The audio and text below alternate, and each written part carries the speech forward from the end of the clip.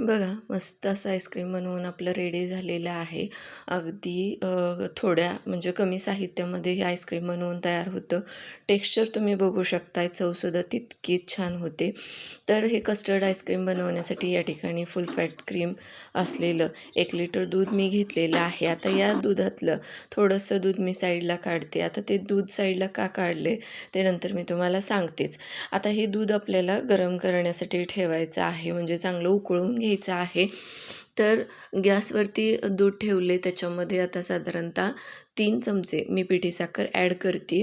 तुम्हाला जास्त गोड हवा असेल तर तुम्ही आणखी 1-2 चमचे जरी पिठी साखरेचे ॲड केले तरीसुद्धा चालतील. तर माझ्याकडं जेवढी होती आता पिठी साखर अवेलेबल तेवढी मी घातलेली आहे. कारण आपण मिल्कमेड पण वापरतोय. फ्रेश आपलं व्हिप क्रीम असणार आहे, त्याच्यामुळं बरोबर म्हणजे जी गोडी आहे ना ती बरोबर बॅलन्स होते. त्यानंतर या ठिकाणी ट्रोपोलाइटचं हे व्हिप क्रीम घेतलेलं आहे आणि मोठ्या बाऊलमध्ये घ्यायचं, म्हणजे काय व्यवस्थित आपल्याला ते व्हिप करता येतं. साधारणतः एक 1.5 कप इतपत हे व्हिप क्रीम आहे. तर जेवढं आहे तेवढं मी घेतलेलं आहे आणि हे छान आपल्याला आता व्हिप करून घ्यायचं आहे. व्हिप करताना सुरुवातीला कमी मोडवरती करायचं आणि नंतर मग शेवटी व्हिप व्हायला लागलं की तिसऱ्या वगैरे मोडवरती हे क्रीम आपल्याला व्हिप करून घ्यायचं आहे.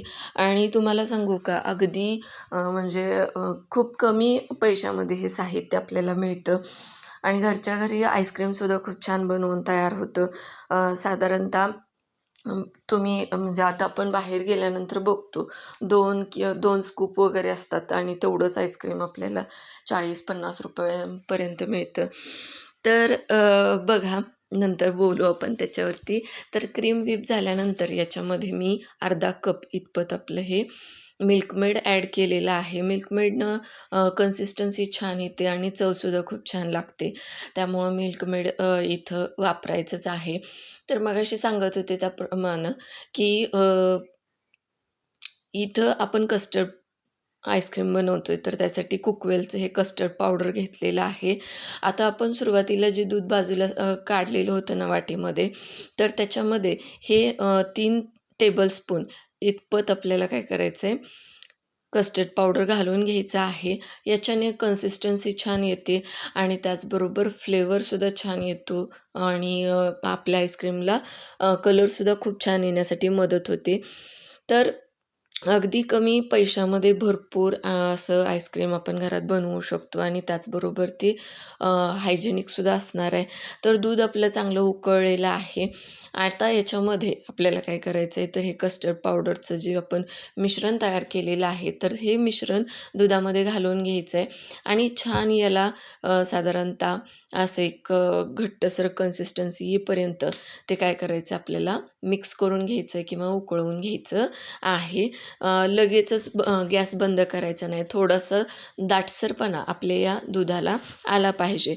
तर तिथपर्यंत काय करायचं, हे आपल्याला मिश्रण सतत असं कंटिन्युअसली ढवळत राहायचं आहे. नाहीतर पातेल्याला हे मिश्रण चिकटू शकतं किंवा चिकटतंच.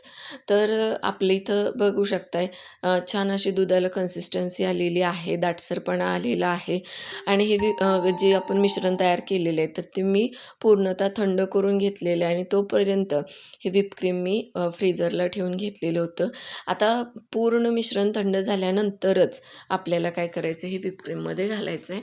त्यानंतर आणखी छान फ्लेवरसाठी म्हणून मी या ठिकाणी व्हॅनिला इसेन्स वापरते. तर 1 चमचा इतपत व्हॅनिला इसेन्स मी या ठिकाणी घेतलेलं आहे.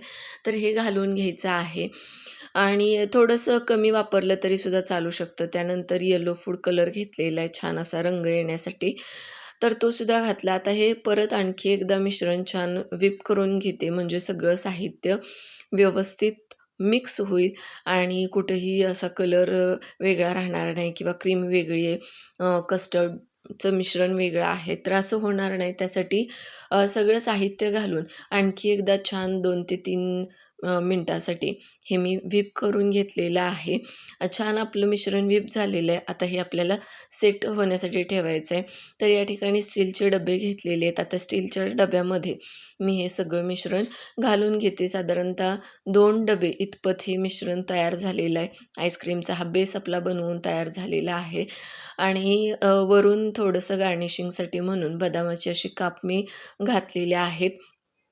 आणि चांगलं बघा, जेवढं तुम्ही छान सेट होण्यासाठी ठेवाल ना, तेवढं आईस्क्रीम आपलं छान बनवून तयार होतं. तर 8 ते 10 तासासाठी हे मिश्रण किंवा हे आईस्क्रीमचा बेस मी फ्रीझरमध्ये ठेवते.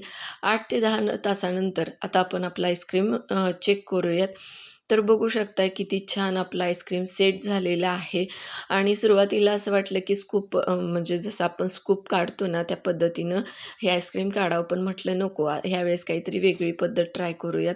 म्हणून ते परत मी बाजूला ठेवलं आणि आता हे आपण एका मोठ्या प्लेटमध्ये आईस्क्रीम काढून घेऊयात. थोडंसं साईडनं पाणी नॉर्मल पाणी लावलं की लगेचच सगळं असं बघा आईस्क्रीम आपलं अ, म्हणजे डब्यातून बाहेर काढता आलं आणि वरून थोडीशी चेरी आणि त्याचबरोबर बदामाचे आणखी थोडे काप घातलेले आहेत आणि किती छान असा याला रंग आलाय तुम्ही बघू शकताय आणि चवसुद्धा खूप छान अशी होते.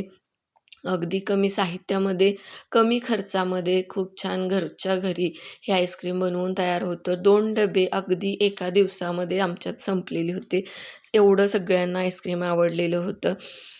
तर तुम्हीसुद्धा ही रेसिपी ट्राय करा. साहित्य आणा आणि घरच्या घरी हे आईस्क्रीम तुम्ही नक्कीच बनवून खाऊ शकता, एन्जॉय करू शकता. तर चॅनलवरती नवीन असाल तर चॅनलला अजूनही सबस्क्राईब केलेलं नसेल तर चॅनलला सबस्क्राईब करा. तुमच्या मित्रमैत्रिणींबरोबर आपली ही लिंक शेअर करा आणि माझ्या रेसिपीज तुम्हाला कशा वाटतात ते सुद्धा सांगा. आणि या ठिकाणी तुम्ही बघू शकताय आपल्या आईस्क्रीमची कन्सिस्टन्सी किंवा त्याला किती छान क्रीमीनेस आलेला आहे आणि चवसुद्धा खूप अप्रतिम अशी होते. मस्त असं आईस्क्रीम मी देखील एन्जॉय करते. तुम्हीसुद्धा घरच्या घरी हे आईस्क्रीम छान असं बनवू शकता आणि घरातल्यांना खुश करू शकता. तर नक्की हे आईस्क्रीम ट्राय करा. नंतर भेटूयात नवीन रेसिपीसह. तोपर्यंत चलो बाय.